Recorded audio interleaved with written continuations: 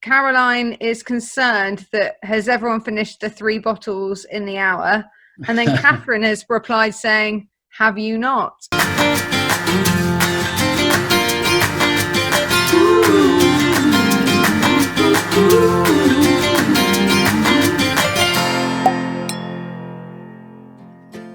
Well, I first went to Portugal back in 1984 on wine business, and all my training for wine says that to make good wines you have to plant a specific grape variety in a specific vineyard, and then a different grape variety somewhere else, and a different grape variety somewhere else, and then you make the wines from that grape variety.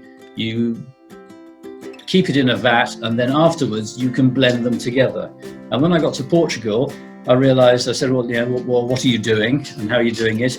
And basically they might have 25 different grape varieties in a single vineyard, and when one vine died, they just planted another one at random. So they had no real control over it. And some of the wine, it was very hit and miss.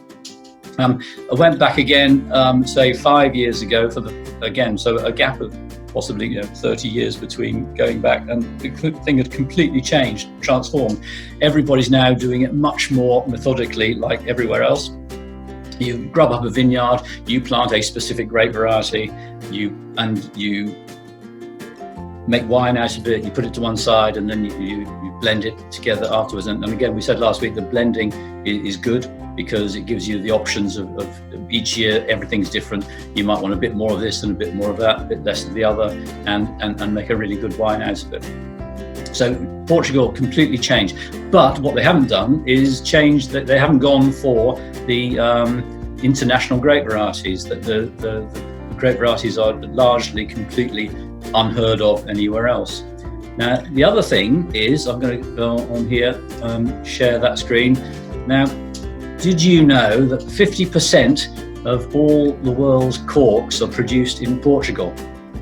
And I've known that for some time, and I have known that, for example, but I never knew what cork tree looked like until Quinta de San Francisco.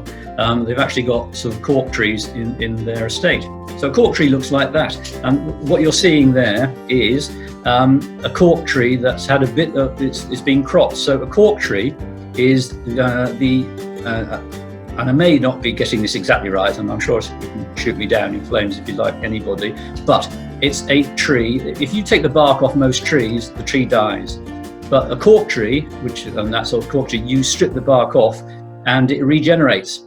And every 10 years, so what you can see there is at the bottom, they've taken the cork off and they've left the bit at the top, for taking off next time round. And in 10 years' time, that will have grown and make more cork. So they strip the bark off, they lay it out flat, and they sort of punch a hole into the cork, but the bark of the cork tree, which is cork, and they make corks, and it's as simple as that. We will be doing some, and I hope we'll do some more Friday night tastings. And I'm going to give you a whole lecture on cork. I could speak for hours just on corks. I get very excited about corks, as you can imagine. Who wouldn't, quite frankly? Does the cork help, the real cork help keep the wine for longer? Does it help it breathe while it's in the bottle?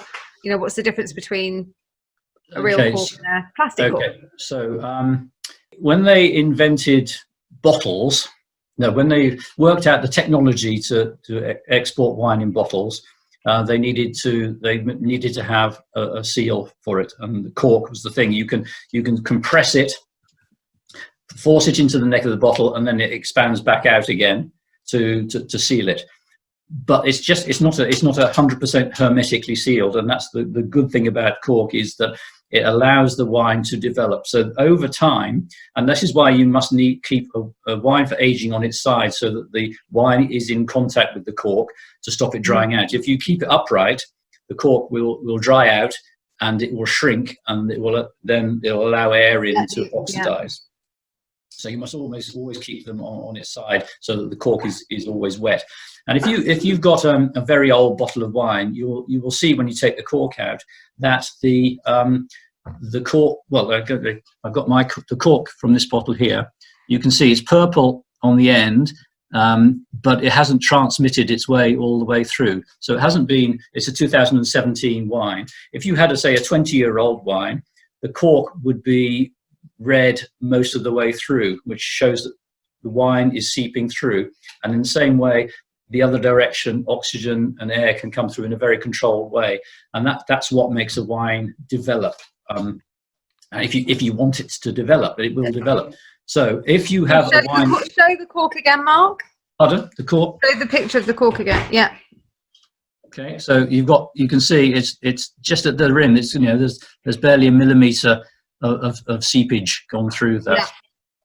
So on the cork, so if you have 85% of the world's wines are drunk within a year or 18 months of production. They don't need a cork because they're not intended to age.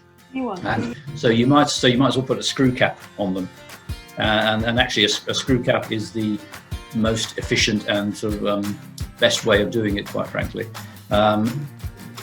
So because it will just keep it, you won't get the possibility of cork taint, which is quite common.